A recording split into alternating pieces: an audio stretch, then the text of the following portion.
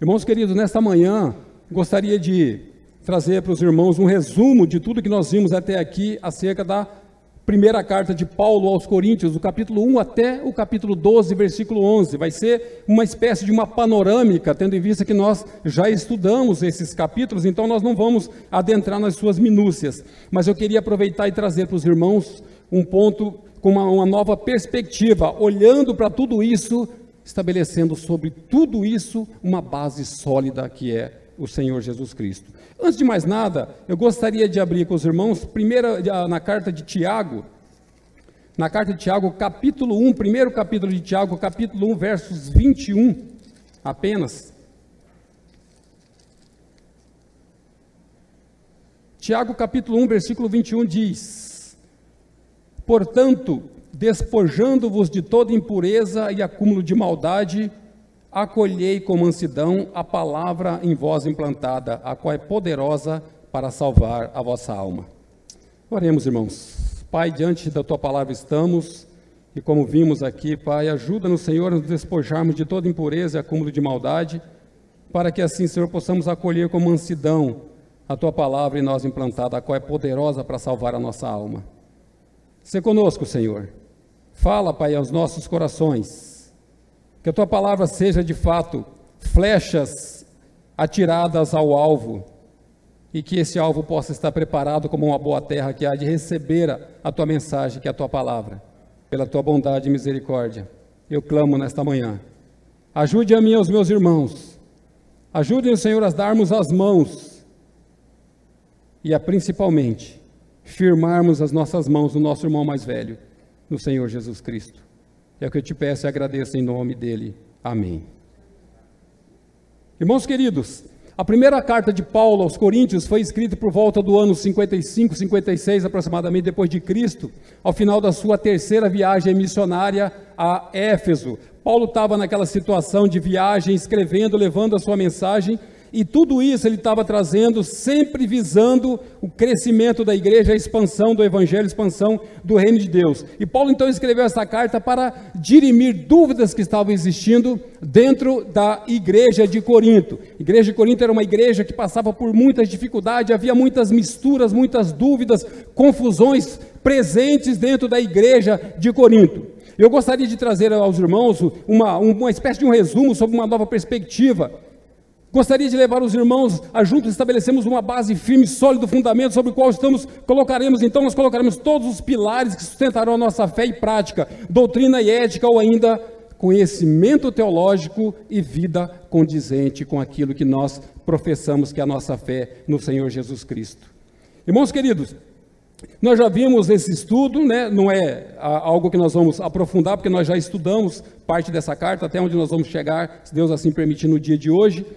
Nós já falamos, estabelecemos a presença do Senhor Jesus Cristo, mas eu queria trazer agora com uma nova ênfase, estabelecendo tudo isso sobre este firme fundamento que é o Senhor Jesus Cristo. Então eu convido os irmãos a olharem para este trecho que já estudamos, sob a ótica de que Cristo precisa ser de fato o alicerce sobre o qual todas as nossas bases precisam estar firmadas. Nós assistimos há 2 finais de semana atrás um filme chamado A Jornada, ao qual eu indico para todos os pais, jovens, todos que puderem assistir, assistam esse filme.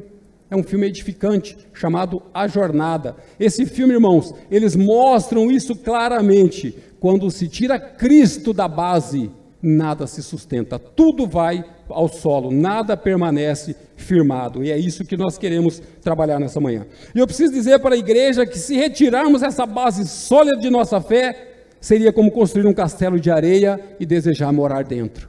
No primeiro vendaval, isso tudo vai vir ao solo. Isso não vai se sustentar por si só. Isso precisa ter base sólida, base firme, porque senão nós vamos cair junto.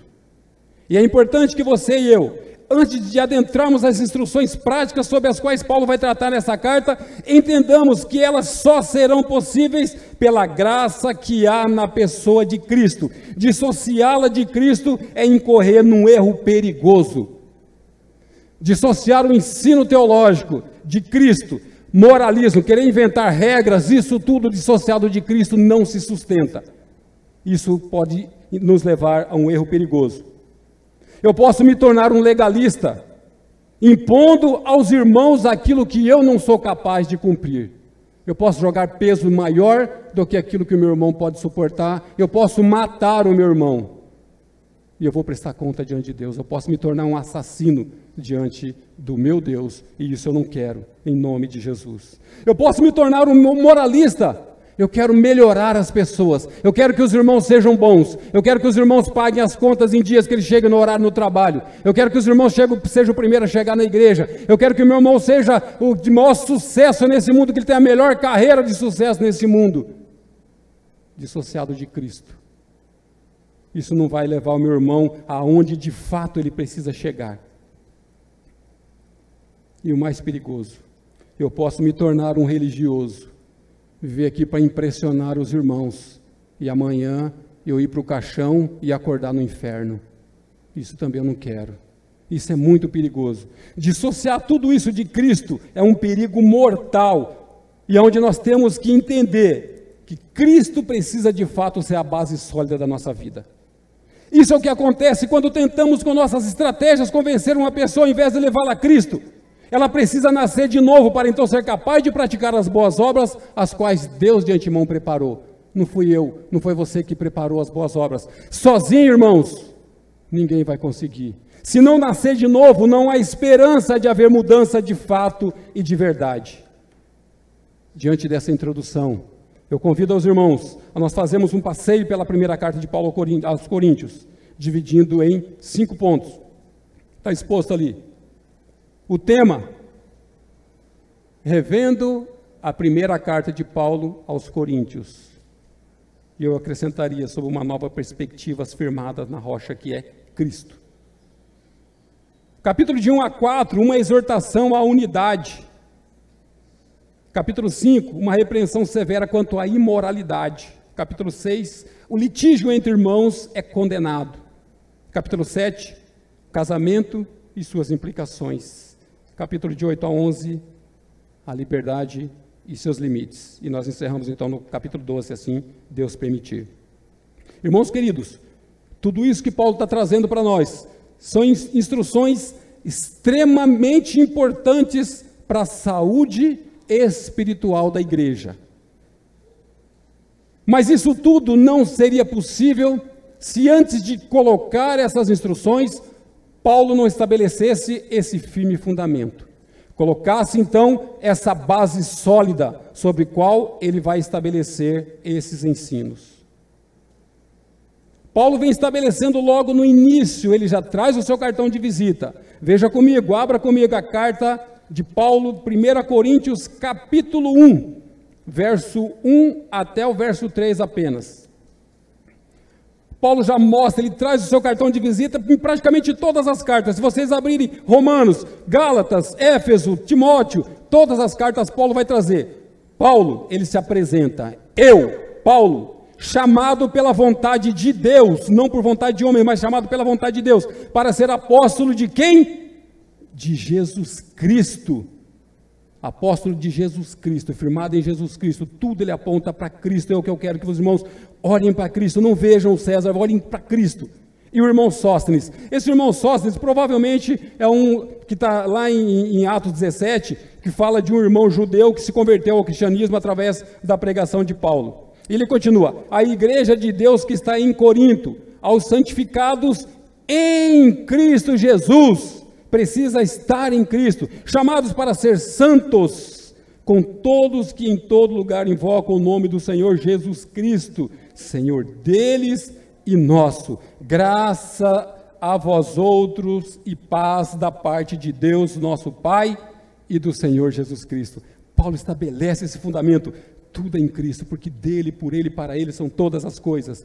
Tudo tem que estar estabelecido sob essa base sólida. Vejam, irmãos queridos, na parte B do versículo 2 aí, a gente vê Paulo estabelecendo esses fundamentos, quando ele mostra tudo tem que ser em Cristo. A igreja de Deus que está em Corinto, aos santificados em Cristo Jesus. Estão na igreja, mas antes de estar na igreja, estão em Cristo Jesus. Chamado para ser santos, por si só, com suas forças? Não. chamados para ser santos com todos que em todo lugar invocam o nome do nosso Senhor Jesus Cristo, Senhor deles e nosso. Então Paulo, já de imediato, já de cara, ele vem e traça esse fundamento, ele estabelece essa base sólida. Versículo 10 e 11, ele já entra no primeiro problema, que nós vamos começar a entender agora, que tudo isso que Paulo vem ensinando, ele está colocando sobre os ombros de Cristo, sobre esse firme fundamento. Versos 10 e versos 11.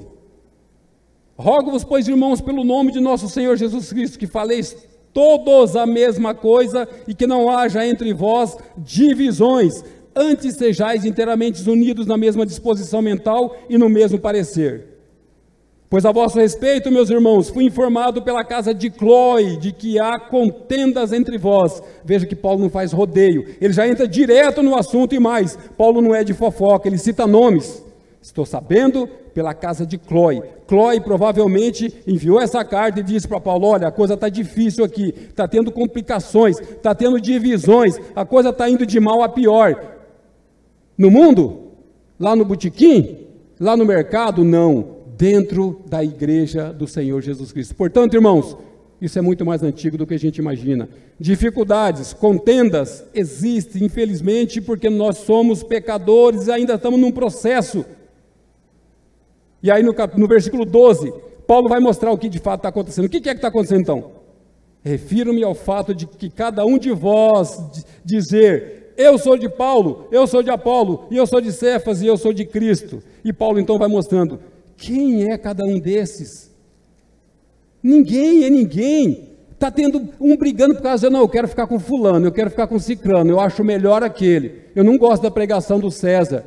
Irmãos, a pregação é para Deus. Nós estamos juntos, de mãos dadas, para nós elevarmos uma pregação. O nosso culto tem que ser a Deus, tem que ser agradável a Deus, não é agradável ao César, é agradável a Deus. E a questão da divisão é uma realidade, isso está acontecendo aqui. E Paulo chega então ao versículo 10, aí quando ele fala aí, rogo-vos, irmãos, pelo nome do nosso Senhor Jesus Cristo.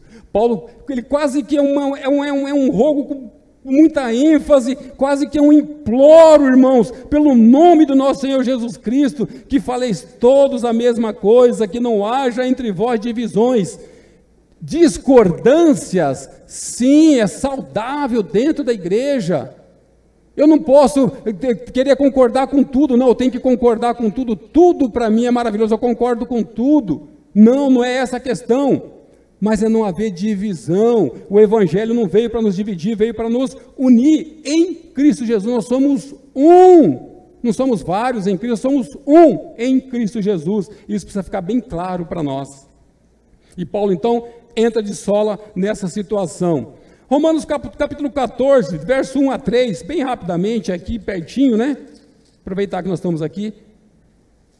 Nós vimos agora recentemente esse texto, fala: acolhei o que é débil na fé, não porém para discutir opiniões. Um crê que de tudo pode comer, mas o débil come legumes. Quem come não despreze o que não come, e o que não come não julgue o que come, porque Deus o acolheu. Deus acolheu o seu irmão daquele jeito, e aquela dificuldade do seu irmão é que vai fazer você crescer. Ou você acha que as pessoas que aprendem a lidar com a dificuldade do mar, eles estão sempre nadando em águas calmas? Já diz o ditado, quem é militar aqui sabe, Marcelo, mar calmo não forma bom marujo. Bom marujo é aquele que vai para o alto mar, que passa pelas maiores dificuldades, é isso aí. E eu preciso da dificuldade de cada um dos irmãos para formar o caráter de Cristo em mim. Fácil? Não é, mas quem disse que eu fui chamado para coisas fáceis? Se eu confiar em mim, eu vou desanimar, eu vou me prostrar, eu vou cair. Mas aquele que me sustenta, é Ele que me ensina com essas palavras, que eu preciso, principalmente, aprender a amar aqueles irmãos que me confrontam. E é isso que eu quero passar para os irmãos, aprender com os irmãos, dar as mãos com vocês, e nós podemos caminhar junto. Olhando um pouco mais aí, versos 14 e 15, a gente vê que Paulo não avoca para si mérito nenhum. Primeiro capítulo ainda aí, 14 e 15. Dou graças a Deus porque nenhum de vós batizei, exceto Crispo e Gaio. Para quê? para que ninguém diga que fostes batizados em meu nome. Paulo diz, longe de mim gloriar-me, senão na cruz de Cristo. De maneira nenhuma, Paulo quer glória para si, ele quer levar para Cristo, aponta para Cristo. Capítulo 2 aí, versos 1 até o 5. Eu, irmãos, quando fui ter convosco, anunciando-vos o testemunho de Deus, não o fiz com ostentação de linguagem ou de sabedoria, porque decidi nada saber entre vós, senão a Jesus Cristo e este crucificado. E foi em fraqueza, temor e grande tremor que eu estive entre vós. A minha palavra e a minha pregação não consistiram em linguagem persuasiva de sabedoria, mas em demonstração do Espírito de poder, para que a vossa fé não se apoiasse em sabedoria humana, e sim no poder de Deus. Firme em Jesus Cristo, apoiem-se em Deus, não apoiem em Paulo, não apoiem em César, não apoiem em ninguém, apoiem em Cristo. E é o que Paulo está trazendo para nós. Isso não pode, irmãos, de maneira nenhuma, eu querer trazer sobre os meus ombros levar a igreja. A minha vontade é gigantesca, de ser um grande vagão, onde eu colocasse vocês todos, o trilho fosse reto, não tinha perigo nenhum de tombar para lado nenhum, e eu poder levar vocês todos seguros, entregar para o nosso Senhor e Salvador Jesus Cristo. Mas eu não posso fazer isso. Por isso eu preciso mostrar para cada um de vocês, cada um de nós precisa ir diretamente ao Senhor Jesus Cristo. É Ele que tem esse poder. Como ele diz, que de todos aqueles que o Pai me enviou, nenhum se perderá. Antes eu farei isso, eu vou apresentar todos eles naquele dia, e é isso que precisa ganhar a nossa mente e o nosso coração. Então, Paulo, ele vem de uma maneira tão humilde, ele vem de uma maneira tão simples, mostrando que o que ele quer na verdade não é eloquência, ele não quer falar difícil, ele não quer mostrar sabedoria, conhecimento, não, ele quer mostrar Cristo e este crucificado, sobre o qual a nossa base sólida precisa ser estabelecida, ser firmada. Depois que nós firmarmos, estabelecemos essa base sólida, tudo mais vai se encaixando. Fora de Cristo, nada se encaixa.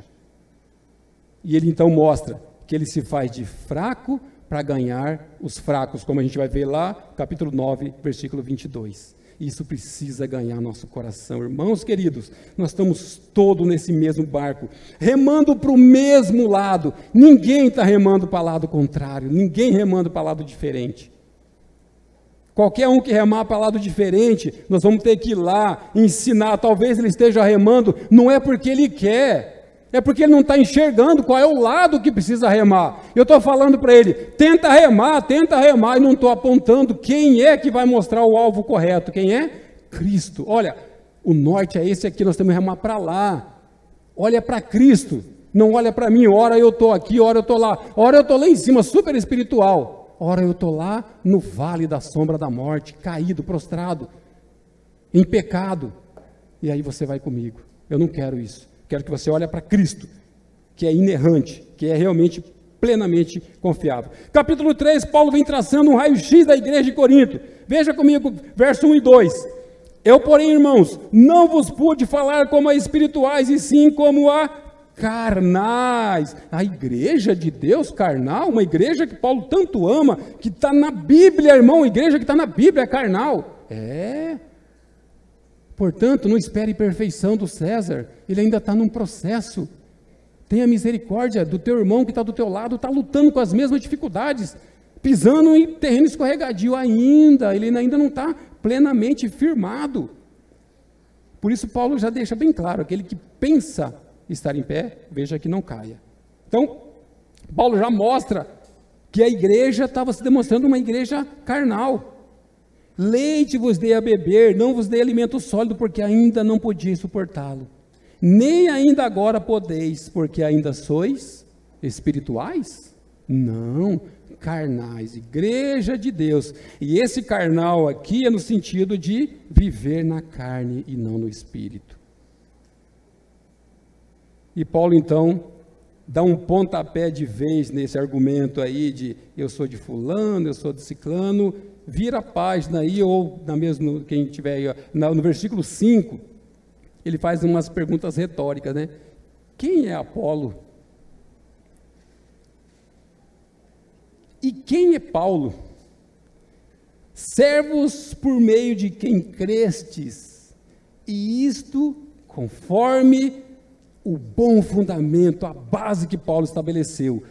o Senhor concedeu a cada um. Versículo 6, eu plantei, Apolo regou, mas o crescimento veio de Deus. Não vem de Paulo, não vem de Apolo, não vem de nenhum deles, porque são finitos, são limitados em si mesmo.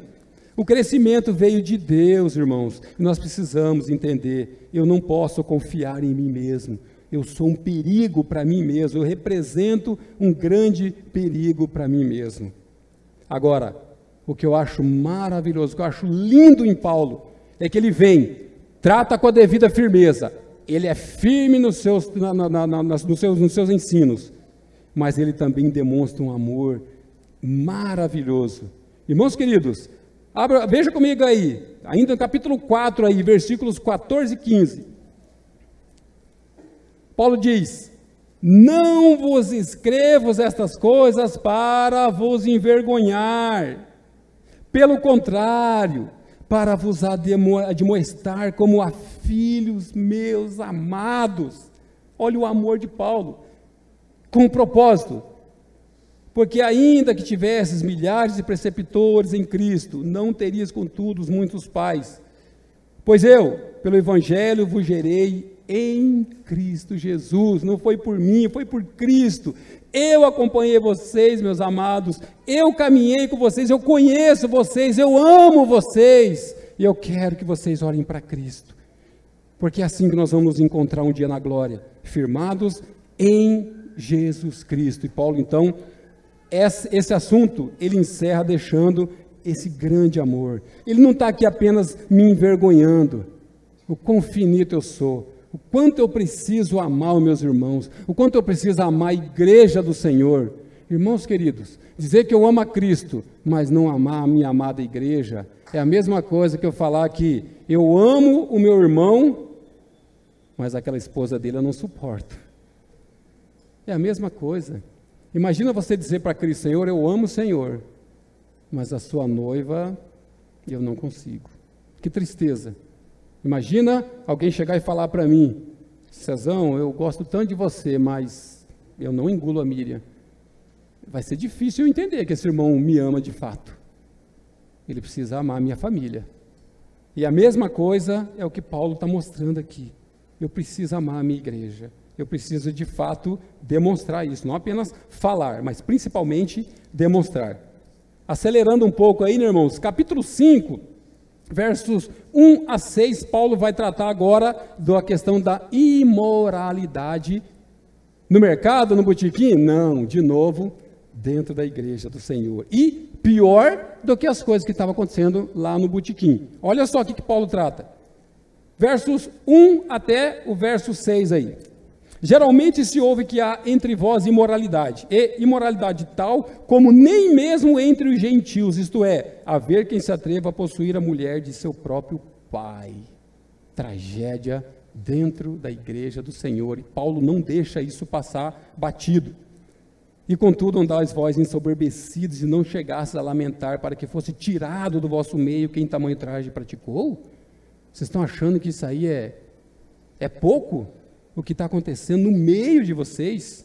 Eu, na verdade, ainda que ausente em pessoa, mas presente em espírito, já sentenciei como se estivesse presente, que o autor de tal infâmia seja, em nome do Senhor Jesus, reunidos vós e o meu espírito, com o poder de Jesus nosso Senhor, dependendo de Jesus. Eu não vou falar de qualquer jeito, eu não vou atacar o meu irmão pela minha sabedoria humana, eu vou orar antes de poder exortar e falar com meus irmãos. Eu vou levar ele para Cristo, para que lá em Cristo há esperança, lá na cruz há esperança para nós dois. Com o poder de nosso Senhor Jesus, entregue a Satanás para a destruição da carne, a fim de que o Espírito seja salvo no dia do Senhor Jesus. Não é boa a vossa jactância, o seu orgulho não é bom nesse momento. Não sabeis que um pouco de fermento leveda a massa toda? Então, a preocupação de Paulo com a presença de pecados graves no meio da igreja, pecados esses que nem mesmo os gentios tinham coragem de praticar, de tão feio que era, nem os pagãos da época ousavam praticar essas coisas. E aqui eu trago um alerta para a igreja: não subestime o seu potencial de pecar, porque você está na igreja. Irmãos queridos, não podemos brincar ou subestimar o nosso potencial de pecar, pelo fato de que domingo eu estou aqui na igreja.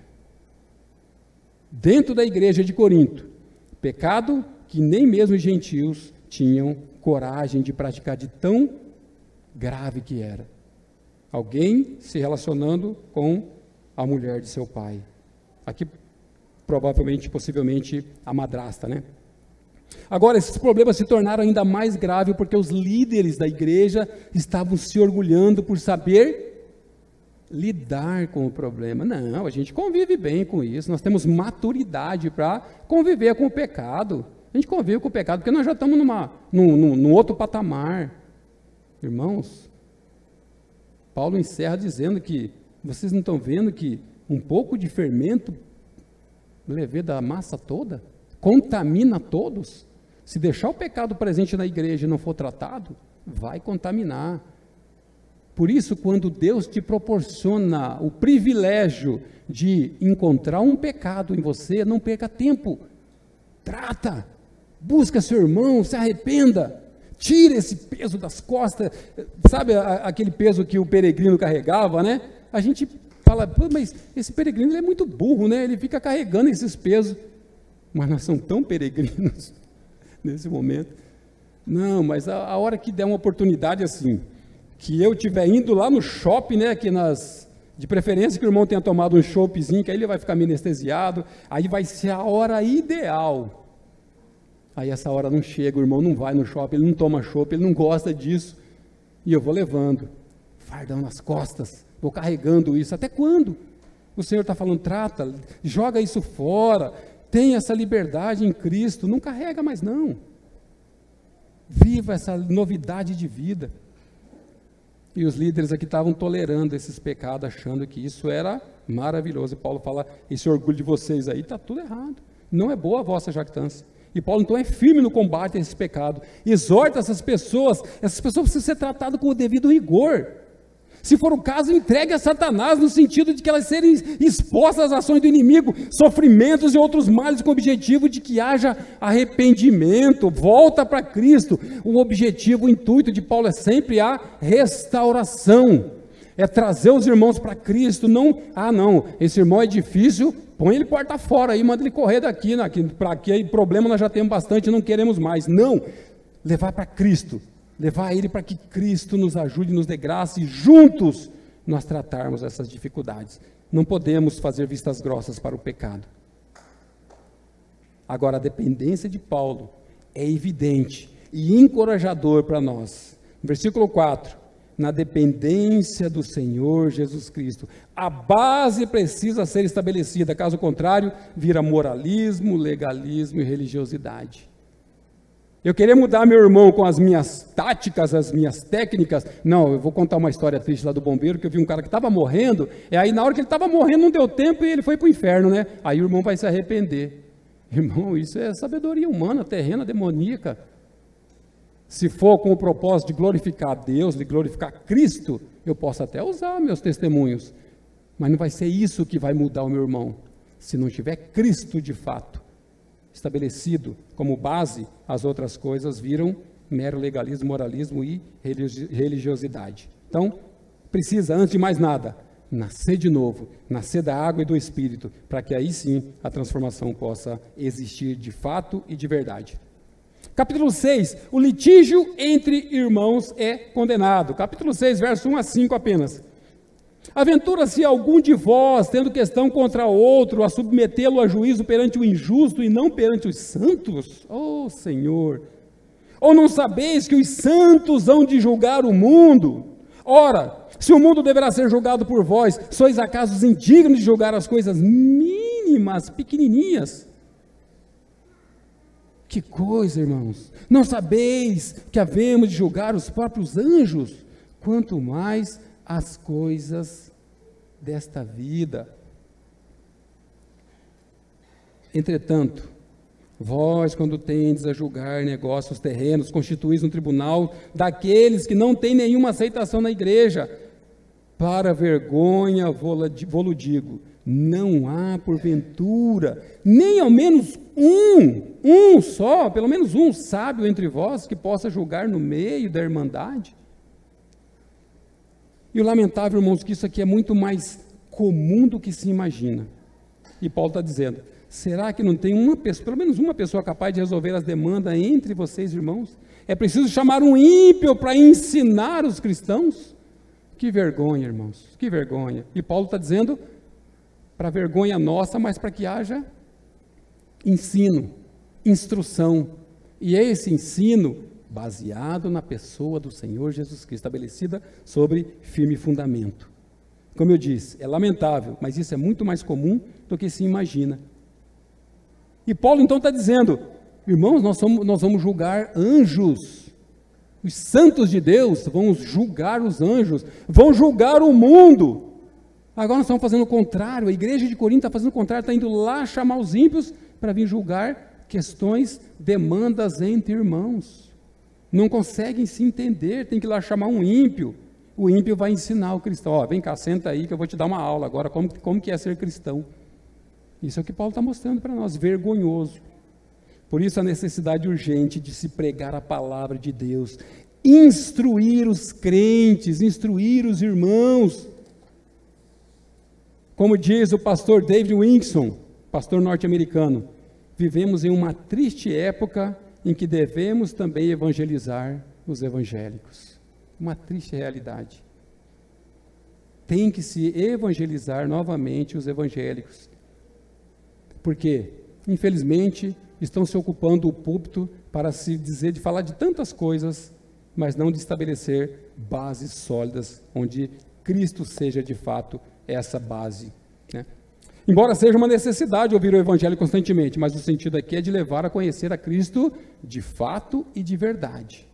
Estabelecer um relacionamento com Cristo. E aí as outras coisas, na horizontal, vão se encaixando naturalmente. O casamento e suas implicações, capítulo 7. Esse capítulo aqui é maravilhoso para nós, solteiros e casados, né? Instruções práticas acerca do casamento, está aí do versículo 1 a 9, os irmãos podem ler com calma depois, né? E aqui parece que Paulo está dizendo que ele não quer nem que os irmãos se casem, mas o sentido é que os jovens aprendam a esperar o momento do seu casamento. Vamos ler aí, versículo 1 até o 9. Aqui provavelmente Paulo recebeu uma carta, né, perguntando acerca do casamento, e ele responde então, quanto ao que me escrevestes, é bom que o homem não toque em mulher. Por isso que eu estou dizendo, parece que Paulo não quer nem que haja casamento, né? Mas não, ele está dizendo, aguarde o seu momento, espere o seu momento, né? Versículo 2, mas por causa da impureza, cada um tem a sua própria esposa, e cada uma o seu próprio marido. O marido conceda à esposa o que lhe é devido, e também semelhantemente a esposa ao seu marido. A mulher não tem poder sobre o seu próprio corpo, e sim o marido, e também semelhantemente, o marido não tem poder sobre o seu próprio corpo, e sim a mulher. Não vos priveis um ao outro, salvo talvez por mútuo consentimento, né, comum acordo, por algum tempo para vos dedicardes à oração, e novamente vos ajuntardes, para que Satanás não vos tente por causa da incontinência. E isso vos digo como concessão, e não por mandamento. Quero que todos os homens sejam tais como também eu sou. No entanto, cada um tem de Deus o seu próprio dom. Um, na verdade, de um modo, outro de outro. Até aqui, eu quero trabalhar um pouquinho essa parte dos casados, né? Então, Paulo está dizendo para você que é solteiro, aguarde, vai chegar o seu momento do casamento. Se você consegue conviver bem com a vida de solteirice, permaneça, né? Depois ele vai deixar uma palavra assim maravilhosa de encorajamento e também de consolo para nós, tá? Então, ele está dizendo, aprenda a lidar com as suas dificuldades na dependência de Cristo, não de si próprio. Em si próprio nós vamos tropeçar e vamos cair. Então, Paulo vem mostrando esses pontos, vem trabalhando esses pontos, deixando bem claro para nós. E ele trata da questão do relacionamento marido e mulher. Uma vez casado, casou-se, o casamento vai implicar em necessidades. Deus nos fez com necessidades sexuais, e Ele também estabeleceu o meio pelo qual Ele vai suprir essa necessidade, que é no casamento, tá? É no leito, sem mancha, sem mácula, é ali que realmente nós vamos ter a satisfação desse desejo natural que Deus colocou em cada um de nós. E Paulo ainda orienta, não vos priveis, irmãos queridos. Ah, não. Se ele não me der um presente, que eu preciso de um presente, senão, negativo. Isso é perigoso. Chantagem. Não façam isso. Ah, não, enquanto ela não vier pedir perdão, não vier se humilhar aqui, eu também não vou dar o braço a torcer. Isso é perigoso para os dois lados. Uma casa dividida não prospera, sobre si mesmo vai desabar. Então, cuidem do casamento, né? Quanto aos jovens, solteiros, já comece a cuidar do seu casamento hoje. Comece a orar hoje para que Deus prepare marido, esposa, para cada um de vocês. E dessa forma, então, Deus conhece, Deus já está lá no fim do caminho, nós ainda estamos no percurso, né? E aí então, Paulo vem tratando desses assuntos. E mais uma vez, a gente vê o amor e o zelo de Paulo com os irmãos. Olha no versículo 8 e 9 aí, né? Ele não se coloca como modelo para os irmãos, ele não se coloca como modelo para a igreja, ele mostra Cristo, mais uma vez. Ele diz, versos 8 e 9, e aos solteiros e viúvos, digo que lhes seria bom se permanecesse no estado em que também eu vivo. Parece que Paulo fala assim, eu sou um modelo, vivam como eu vivo e esqueçam os demais. Mas aí não, no versículo 9 ele traz um equilíbrio. Caso, porém, não se dominem, que se casem, porque é melhor casar do que viver abrasado. É melhor um casamento, você firmar, você ter o seu leito sagrado lá na sua casa, do que você viver abrasado, pulando, beliscando, cada dia numa panela alheia. Isso vai te custar muito caro, meu amado irmão, minha amada irmã. Isso não glorifica a Deus, pelo contrário, isso envergonha o nome do Senhor Jesus Cristo. Paulo trata ainda da questão do divórcio e novo casamento, versículo 10 até o final, 24 aí. E o versículo 15, ele traz então um resumo de tudo isso aí. O versículo 15, Paulo deixa claríssimo. Mas se o descrente quiser apartar-se, que se aparte. O que Paulo está mostrando para nós? Existem duas situações em que Deus aprova o divórcio e o novo casamento. O primeiro deles, a gente vê muito bem estabelecido quando Jesus trata lá nos evangelhos de Lucas, quando ele diz que se houver adultério, um dos cônjuges prejudicado está livre, desimpedido para pedir o divórcio e um novo casamento. Lembrando que a regra é que não se separem. Essa é a regra. Deus estabeleceu lá em Gênesis, né? Deixará o homem, seu pai, sua mãe, se unirá a sua mulher, dois serão uma só carne. Essa é a regra, que não separe, mas por causa da dureza do nosso coração e do pecado presente em nós, tem essa possibilidade, né? Quando há questão de adultério, ponto. A outra questão, versículo 15. Mas se o descrente quiser apartar-se, que se aparte.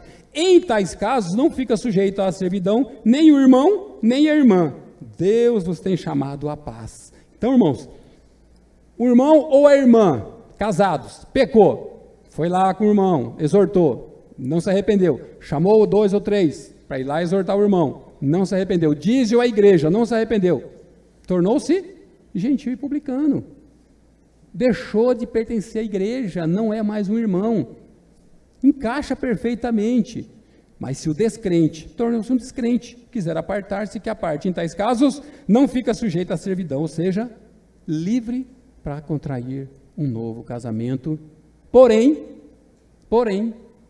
um novo casamento lá no botequim? Não, em Cristo Jesus. Que instrução maravilhosa, irmãos. Será que a gente aprende isso nos melhores cursos de faculdade aí do Brasil? Instruções que estão claramente expostas para cada um de nós. O que a gente precisa? Da graça que há em Cristo Jesus. E aí então nós vamos falar da liberdade e seus limites. Nós temos uma liberdade maravilhosa em Cristo Jesus. Capítulo 8 até o final aí. Paulo começa falando de coisas sacrificadas a ídolos. Mas veja que ele mostra que o ídolo em si mesmo não é nada, nem pode fazer nada, ele já traça para nós uma liberdade. Veja comigo, versículo 4, capítulo 8, versículo 4 até o 7 aí. No tocante à comida sacrificada a ídolo, Sabemos que o ídolo de si mesmo nada é no mundo e que não há senão um só Deus. Ou seja, o ídolo não pode fazer nada contra mim. Ah, mas tem tal coisa lá que a gente viu lá, não pode passar naquela rua porque tem tal coisa. Irmãos, em nome do Senhor Jesus eu vou e é o Senhor que nos guarda. Versículo 5, porque ainda que há também alguns que se chamem deuses, quer no céu ou sobre a terra, como há muitos deuses e muitos senhores, todavia, para nós há um só Deus, o Pai, de quem são todas as coisas, e para quem existimos, e um só Senhor Jesus Cristo, pelo qual são todas as coisas, e nós também por Ele. Entretanto, não há esse conhecimento em todos. Por isso que Paulo está sendo bem enfático aqui. Porque alguns, por efeito da familiaridade até agora com o ídolo, ainda comem dessas coisas como a eles sacrificadas. E a consciência destes, por ser fraca, vem a contaminar-se. Então, irmãos queridos, aqui eram cristãos que tinham vindo do judaísmo, convertidos ao cristianismo, traziam ainda esses costumes.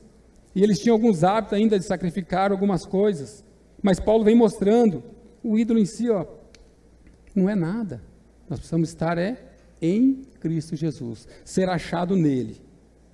Lá no capítulo 10, versículos 23 e 25, ele ainda continua, depois nós vamos rever esse texto, mas ele mostra e complementa esse assunto. Capítulo 10, 23 a 25, ele diz: todas as coisas são lícitas, mas nem todas convêm. Todas as coisas são lícitas, mas nem todas edificam. Ninguém busca o seu próprio interesse, sim o de outrem. Olha só, que instrução de Paulo. Se eu viver aqui nessa vida preocupado com o crescimento do meu irmão, ainda que meu irmão caia, tropece, a minha preocupação não vai ser com chegar lá e falar, você fez, bem feito você está aí, porque você viu a pedra e tropeçou e caiu. Amanhã eu não vejo essa pedra e estou lá, e meu irmão aponta para mim e fala, me dá sua mão aqui, eu vou te ajudar, meu irmão, misericórdia. E dá uma grande lição para a gente. Então é disso que a gente precisa, irmãos, de fato, da misericórdia, mais do que de julgamento. 25, comei de tudo que se vende no mercado, sem nada perguntardes por motivo de consciência. Então é isso que a gente precisa, né? Nós já temos tantos fardos para carregar nas nossas costas, não precisamos de mais fardos, não precisamos de mais peso para colocar sobre os ombros dos nossos irmãos. E precisamos que os irmãos nos ajudem a tirar os fardos também. Isso glorifica a Deus. Isso é o que de fato Deus espera de cristãos maduros, cristãos crescidos na graça de Cristo. E é isso que nós precisamos de fato desenvolvermos, irmãos. Capítulo 9 aí, versos 1 e 2. Paulo vai usar da liberdade que lhe confere como apóstolo para reivindicar um direito que é obter o sustento da obra para a qual ele vivia. Paulo vivia da obra e ele então está mostrando que ele tem o direito de reivindicar aquilo que lhe é devido, o sustento. E ele usa alguns exemplos práticos que a gente vai ver um pouco mais à frente. Então, verso 1 e 2, primeiramente. Não sou eu, porventura, livre? Liberdade. Não sou apóstolo? Não vi Jesus, nosso Senhor? São perguntas retóricas, claro que sim. Acaso não sois fruto do meu trabalho no Senhor? Uma igreja que ele plantou e que ele vem instruindo, vem mostrando ainda esse grande amor. Se não sou apóstolo para outrem, certamente eu sou para vós outros, porque vós sois o selo do meu apostolado no Senhor. Paulo plantou essa igreja de Coríntio e continua cuidando, continua amando, continua instruindo, continua exortando, logicamente, quando há pecado. E ele vai usar um pouco, né, os exemplos mais à frente, aí quando ele mostra, no versículo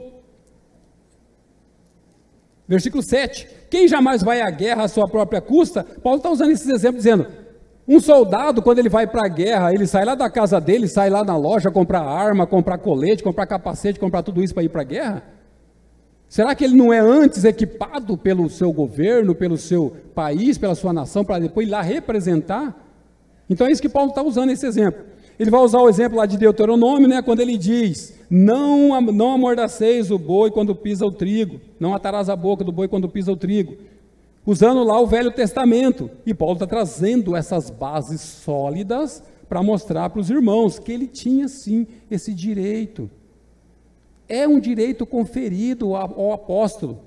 Versículo 11 aí, olha o que ele diz no versículo 11, ele é mais enfático possível, Se nós vos semeamos as coisas espirituais, será muito recolher de vós bens materiais? E às vezes, quando eu cheguei na igreja, eu falava, né, uma das últimas coisas que esses crentes vão me converter é o bolso, né? Preocupado em, eu vou ter que dar, e na verdade os irmãos vieram e me ofereceram muito mais. Os irmãos me socorreram, me acolheram, me amaram e me amam até hoje, com todos os meus defeitos, falhas, fracassos. Isso é o que Cristo tem colocado no coração de vocês, irmãos. E é o que Deus tem derramado nos nossos corações, porque do contrário, a gente não se suporta. Nós somos pecadores, estamos num processo ainda, nós vamos chegar lá. Não chegamos ainda, mas nós estamos no caminho, estamos no processo. Por quê? Porque nós estamos apoiados do nosso irmão mais velho, no Senhor Jesus Cristo. Capítulo 10, novamente, o texto 23 a 25 aí, né? Falando da liberdade. Todas as coisas são lícitas, mas nem todas convêm. Todas são lícitas, mas nem todas edificam. Nem tudo que a gente faz é para edificação. Às vezes eu estou lá ouvindo uma música e tal, só para passar o tempo. Às vezes eu estou fazendo alguma coisa lá, é para passar o tempo. Não é pecaminoso, não é pecado, mas não edifica. E nós precisamos estabelecer alguns critérios para a nossa vida, né? 24, ninguém busca o seu próprio interesse, sim o de outrem. Eu preciso me preocupar. Será que se eu tomar essa cerveja aqui, o irmão está ali, ele está me vendo, será que eu não vou de repente incentivar o meu irmão, que ele já tem dificuldade nessa área, e eu vou levar meu irmão a tropeçar?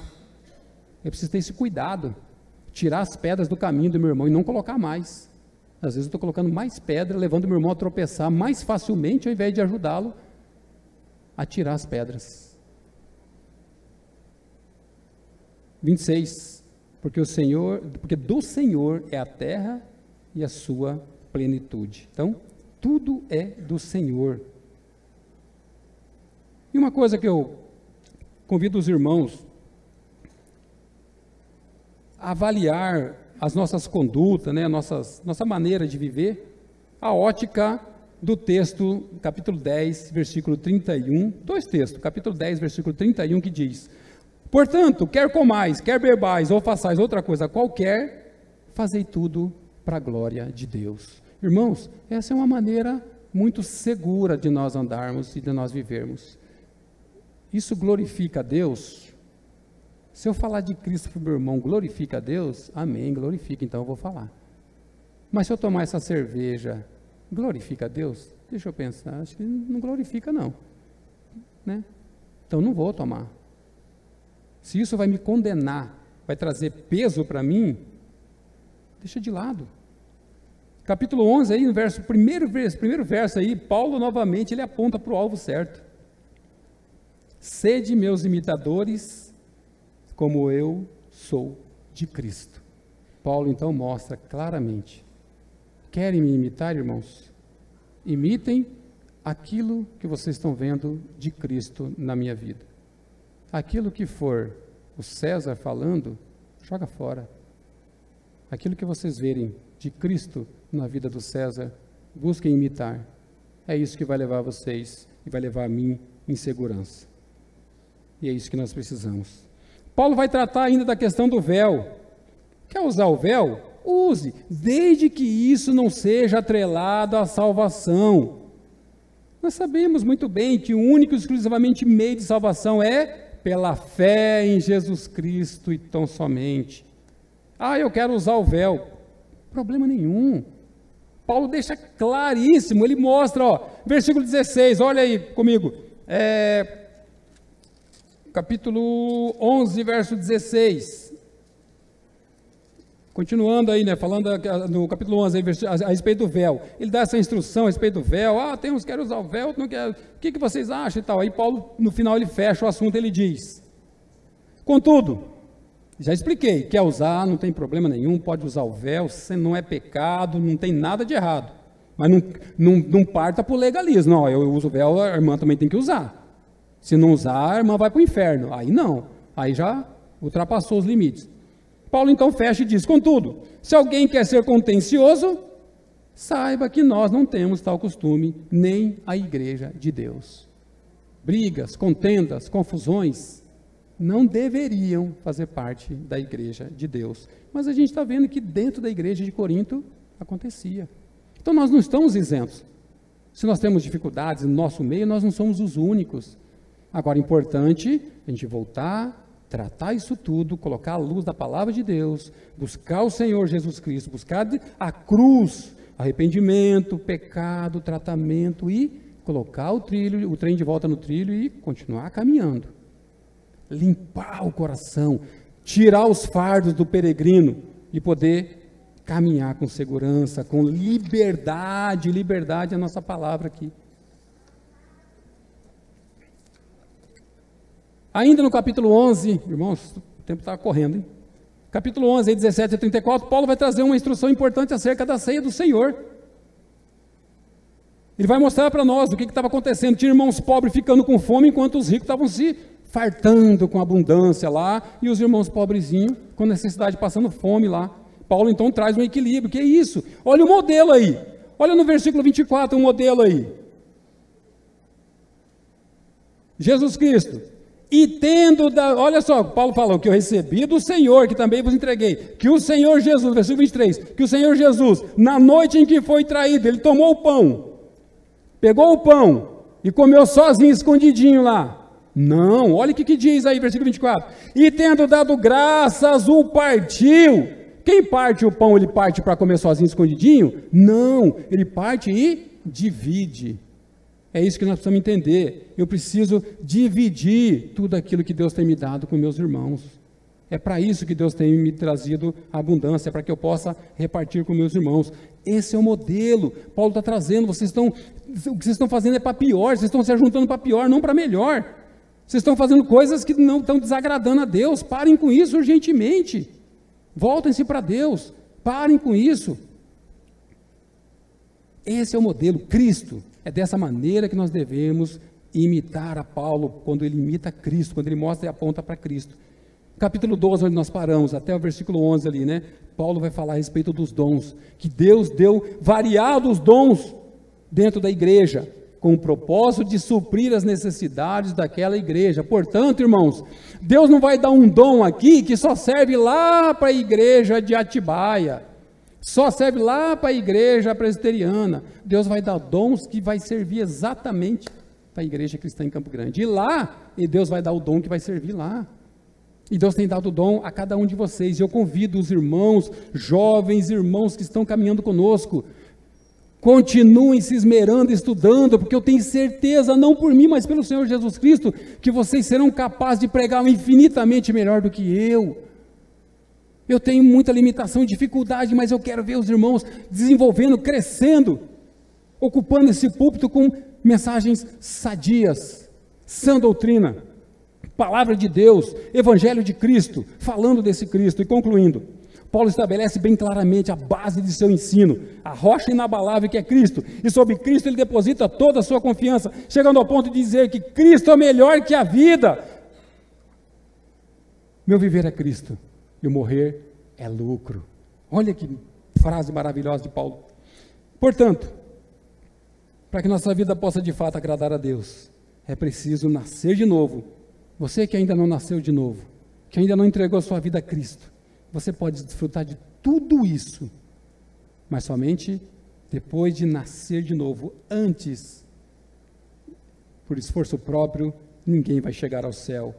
Em Cristo, nós vamos ganhar tudo isso, experimentar nós tivemos esses dias maravilhosos aí, experimentando um pouco da glória que há em Cristo Jesus, e então um dia nós estaremos plenamente glorificados na glória com o nosso irmão mais velho, com o Senhor Jesus Cristo.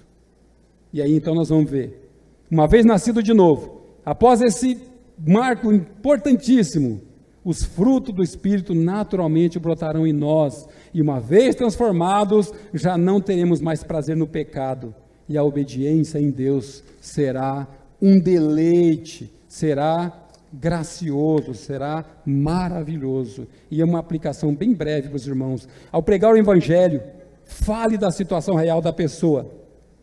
Verdade. Você está morto no seu delito e pecado, a sua situação é trágica, você está num lamaçal de pecado, não tem saída para você. Paulo fazia isso, Ele mostrava a situação, mostrou a situação de Coríntios, mas ele também trouxe esperança. Então você apresenta ela. O único, aquele que pode retirá-la dessa situação, aquele que pode tirar dessa completa miséria e dar uma nova vida, com esperança de um dia estar na glória junto dele. Apresente a boa nova, apresente Cristo, fale do que Cristo fez, que Cristo morreu, que ele ressuscitou ao terceiro dia e que ele voltará para buscar todo mundo? Não, aqueles que de fato forem seus, o número exato daqueles que pertencem ao Senhor Jesus Cristo. É esses que ele vai vir buscar, não vai vir buscar qualquer coisa, mas aqueles que Deus escolheu antes da fundação do mundo e levou, entregou para o seu filho então apresentará ao Pai. E aí você traz essa boa nova de esperança, para que aquela pessoa que estava morta nos seus delitos e pecados possa enfim ter uma esperança de uma nova vida em Cristo Jesus, o firme fundamento da nossa fé. Por fim, não esqueça de fazer como o apóstolo Paulo, tenha amor pelas almas, não simplesmente chega e joga fardo, você tem que largar dessa vida, você tem que parar de beber, tem que parar de fumar, você tem que parar de jogar futebol, você tem que parar de fazer aquilo. Legalismo, irmãos, isso é mais fardo, é mais peso, nós não precisamos mais disso. Precisamos de amar essas pessoas, leve a elas uma mensagem que lhes dê esperança, ajude-as diante da dificuldade que certamente virão. Fala para ele, aqueles que querem viver piedosamente em Cristo serão perseguidos. Mas calma, você não vai estar sozinho, você tem o seu irmão do seu lado para te apoiar quando você cair. E mais do que isso, você tem o Senhor Jesus Cristo, aquele que morreu na cruz, para que nós pudéssemos ter vida e vida em abundância. Eu encerro com uma frase, com uma mensagem de Dietrich Bonhoeffer. Com base em tudo que nós vimos hoje, se nós não tivermos esse firme fundamento, essa base sólida, tudo isso desaba. É como aquele castelo de areia que eu disse, construir um castelo de areia e querer morar dentro. Olha o que diz Dietrich Bonhoeffer. Somente um ato de liberdade pode vencer a tolice. Um ato de instrução ou argumentação lógica nada pode fazer para convencer o tolo de sua tolice. Antes de tudo, o tolo precisa de uma libertação interior e autêntica, e enquanto isso não ocorre, temos de desistir de todas as tentativas de persuadi-lo. Enquanto ele não nascer de novo pela graça de Deus, irmãos, nada disso vai poder ser realidade, porque vai ser como eu apoiar no vento, nada para. Se eu apoiar essa Bíblia no vento, ela vai cair. Se eu apoiar ela sobre a base firme e sólida, ela vai se sustentar. Ou seja, primeiro as bases, depois naturalmente as demais transformações vão acontecendo, porque Cristo, uma vez ocupando um coração com liberdade, a rendição será voluntariosa e prazerosa. Que Deus nos ajude, irmãos, a realmente vivermos essa novidade de vida em Cristo Jesus. Vamos orar. Pai, diante da Tua palavra, Senhor, nós queremos nos submeter àquilo que o Senhor tem nos ensinado. Mas como nós vimos, isso não seria possível por nós mesmos. Por isso pedimos, venha em nosso socorro. Quando não tiver forças de ir ao Senhor, por favor, venha em nosso socorro. Quando o meu irmão não tiver forças para ir ao Senhor, venha em socorro do meu irmão. Quando não houver mais situações onde eu possa me apegar, toma-me, Senhor, pelas Tuas mãos e leva-me mais próximo de Ti, porque em Ti há misericórdia, em Ti há esperança, em Ti há salvação. Ainda que me doa mais, ainda que me fira mais, mas em Ti, na pessoa do Senhor Jesus Cristo, há esperança para cada um de nós. Por isso, que possamos estabelecer as nossas bases firmes, nossos fundamentos sólidos, único e exclusivamente na pessoa do Senhor Jesus Cristo, e que a nossa vida seja transformada pela pessoa do Senhor Jesus Cristo. Assim eu oro e agradeço, nesse nome amado do Senhor Jesus Cristo. Amém.